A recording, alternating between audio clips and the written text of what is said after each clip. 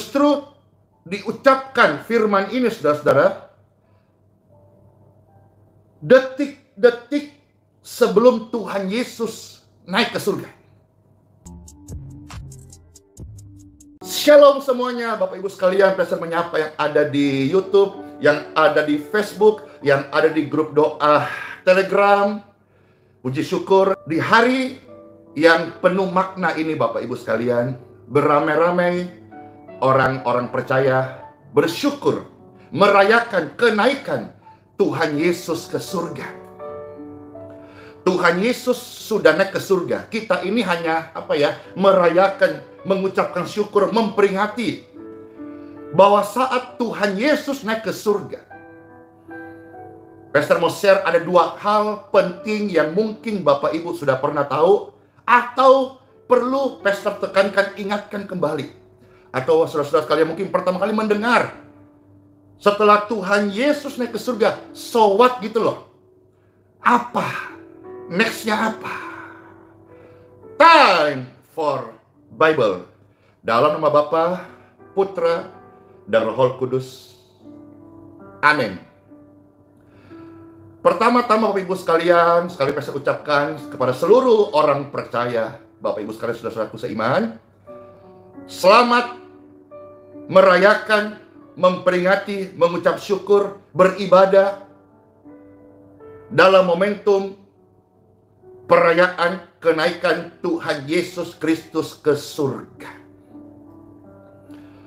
Ada dua pesan menohok, pesan penting, pesan ini yang Tuhan Yesus sampaikan sebelum naik ke surga. Dan ini sebetulnya menjadi pesan penting juga bagi kita yang masih hidup, yang mau percaya dan berpegang pada firman Tuhan Yesus.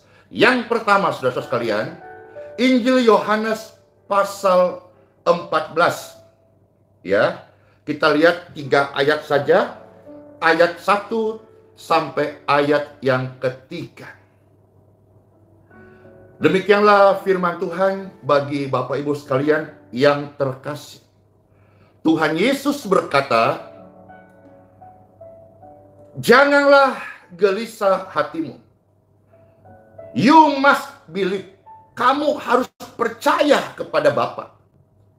Percayalah juga kepadaku, kata Tuhan Yesus. Di rumah Bapakku banyak tempat tinggal.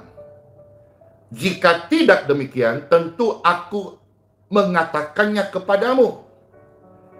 Sebab aku pergi ke situ untuk menyediakan tempat bagimu. Jadi ini berisi janji. Sebelum Tuhan Yesus naik ke surga, Tuhan Yesus memberikan janji. Dengarkan saudaraku. Janji manusia itu terbatas dan bisa lalai. Tetapi janji Tuhan itu kekal, tepat, benar, dan digenapi, ditepati, dilakukan dan terjadi. Tuhan memberikan janji sebelum naik ke surga. Aku akan menyediakan rumah bagi kalian di kerajaan Bapakku. Udah jelas kan? Tuhan ajarkan doa Bapa kami, Bapa kami yang di surga. Jadi Tuhan menyediakan rumah di surga bagi orang yang percaya. Stop gelisah, stop khawatir, stop bimbang, stop takut akan kematian. Memang sepanjang hidup satu yang manusia takuti, kematian. Tapi janji ini datang. Yang berjanji bukan manusia, tapi Tuhan yang bernama Yesus Kristus.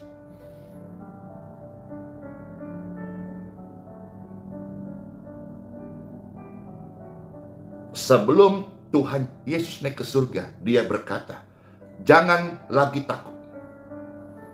Aku menyediakan rumah bagimu." Sekarang ayat yang ketiga dari Yohanes 14. "Dan apabila aku telah pergi ke situ dan telah menyediakan tempat bagimu, aku akan datang kembali." Maksudnya Tuhan yang berjanji, Tuhan yang menggenapi. Lagu yang ada, kau yang berjanji, kau yang mengingkari, kau yang berjanji, kau yang mendustai. Ya, itu janji manusia, atau janji gombal, atau janji pacar-pacar Anda. Tapi janji Tuhan berkata, aku menyediakan rumah bagimu di surga. Jelas, alamat Bapa kita itu di surga. Dan Tuhan yang berjanji, dia ingat dan janji, dia berkata, aku akan datang kembali membawa kamu ke tempatku, supaya di tempat di mana aku berada, kamu pun berada. Jadi berbahagialah Bapak Ibu sekalian, yang dimana mama papanya sudah meninggal di dalam Tuhan. Berarti mereka bagian orang-orang yang mendapatkan kediaman di surga. Lalu kita masih hidup, yang masih hidup, percayalah kepada Tuhan Yesus Kristus, maka kamu akan hidup sampai selama-lamanya. Jadi selama kita masih hidup, Tuhan sudah memberikan janji ini kepada kita. Namanya orang hidup, dia berhutang mati. Iya, setiap yang hidup pasti akan meninggal. Luar biasa. Bahkan ketika sebelum meninggal orang percaya, Tuhan Yesus memberikan janji. Jangan takut akan kematian. Kematian bagi orang yang tidak percaya Yesus Kristus adalah sebuah pintu masuk kengerian, hukuman, siksaan kekal. Tetapi kematian bagi orang yang percaya Yesus Kristus sebagai satu-satunya Tuhan dan Juru Selamat di dalam hidupnya secara pribadi, maka kematian adalah pintu mereka masuk di dalam kerajaan surga. Di sana tersedia rumah kekekalan. Amin. Luar biasa kan? Sebelum Tuhan Yesus naik ke surga, dia memberikan janji kepada setiap orang yang percaya.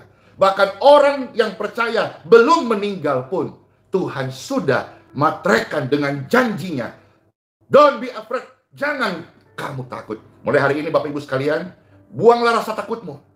Karena bahkan sebelum kita tutup mata di bumi, Tuhan sudah berjanji untuk hidup kekal orang percaya. Amin. Sekarang kita masuk yang berikutnya. Buku Kisah Para Rasul pasal 1 ayat 7 sampai ayat yang ke-8 saja. Atau kita langsung lihat ayat 8 sampai ayat ke-9, 2 ayat saja ini saudara-saudaraku ya. Kisah Para Rasul pasal 1 ayat 8 sampai 9. Yang lebih populer, orang menyampaikan khotbah-khotbah, saudara-saudara pelayan Tuhan, Kisah Rasul 1 ayat 8. Tapi izinkan Pastor hari ini untuk kita lihat sampai ayat yang ke-9. Ya, baik. Justru diucapkan firman ini saudara-saudara, detik-detik sebelum Tuhan Yesus naik ke surga. Jadi ini juga kalau kita lihat ya, pesan terakhir itu penting.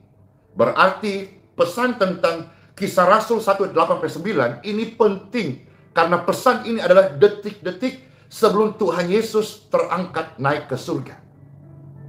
Demikianlah firman Tuhan, kata Tuhan Yesus. Tetapi kamu akan menerima kuasa. Akan menerima kuasa. Akan menerima kuasa. Kuasa. Perhatikan. Kamu akan menerima kuasa kalau Roh Kudus turun ke atas kamu.